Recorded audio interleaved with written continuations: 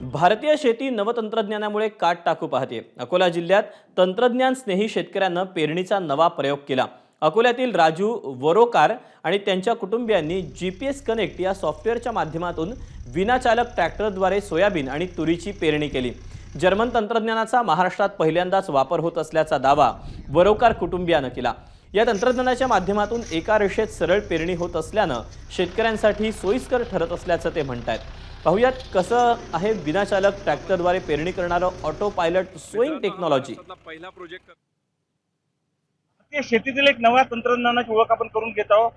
तुम्ही हे स्टेअरिंग पाहत असाल, तुम्हाला वाटत असेल ही कोणती जादू आहे की काय, मात्र हे आहे शेतीतलं एक नवं तंत्रज्ञान, ज्याला ऑटो पायलट सोईंग सिस्टीम असं म्हटलं जातं। आणि जर्मन बनावटीची सिस्टीम आहे ती महाराष्ट्रात पहिल्यांदा अकोल्यात वापरली जात आहे। आणि या सिस्टीमचा वापर करून अकोल्याच्या या शेतात ही पेरणी होत आहे। नेमकं ही सिस्टीम कसे काम करते याबद्दल अनेकांना कुतूहल असेल। RTK नावाचं जे सॅटेलाइटशी जोडलेलं एक उपकरण आहे आणि इथे डिस्प्ले तुम्हाला दिसत आहे, तो डिस्प्ले जो आहे तो सॅटेलाइटशी जोडलेला आहे। नेमकं काम कसं करतं आपल्यासोबत इंजिनियर आशिष आहेत। नेमकं ही सिस्टीम कशी काम करते? ही सिस्टम जी आहे याला तुम्ही बघत असाल, इथे तुम्हाला सॅटेलाइट दिसत आहेत जे RTK ला जोडलेले आणि ट्रॅक्टरला जोडलेले सगळे सॅटेलाइट इथे दिसतात। आणि ही जी लाईन आहे ती लाईन आपली ऑटो पायलटची लाईन आहे। आता इथे बघत असाल ही ऑटो स्टेअरिंगला आहे। ऑटो स्टेअरिंगला असल्यामुळे हे आपल्याला दिसतंय की ही लाईन जी आहे त्या लाईनीने आपण ट्रॅव्हल करतोय। याला समजा आपण असं झूम आउट केलं तर याला आपला शेताची बाउंड्री सुद्धा दिसेल। तर या पद्धतीने आपण जो प्रोग्राम देतो तो हा फॉलो करतो आणि ऑपरेट होतो।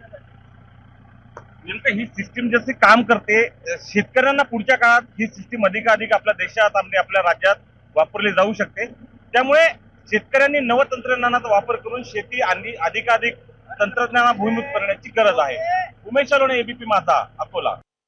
राजू वरोकर यांच्या शेतामध्ये हे आधुनिक तंत्रज्ञान पद्धतीवर जर्मन तंत्रज्ञानाचा वापर करून ऑटो पायलट स्वयंचलित पद्धतीनं आपण हे ट्रॅक्टरवर पेरणी करतोय आणि त्याच्या पुढे जाऊन ते परत त्याची वखरणी वगैरे सर्व जे आता आंतरमासिक कामं आहेत त्यावरती करणार आहेत, ड्रोन वगैरे फवारणी करणं। तर निश्चित हे एक वाखाणण्याजोगा उपक्रम आहे। त्याचा थोडंसं किती किफायतशीर आहे याचा विचार करून आपण याच्यामध्ये जे काही आपल्या शासनामार्फत विशेष करून आत्म्याअंतर्गत जे काही आपले शेतकरी गट किंवा कंपन्या आहेत त्यांच्या स्तरावर सर्व एकत्रीकरण करून हे नक्कीच त्याचं कुठेतरी आधुनिकरणाचा मार्ग निघेल त्यामध्ये।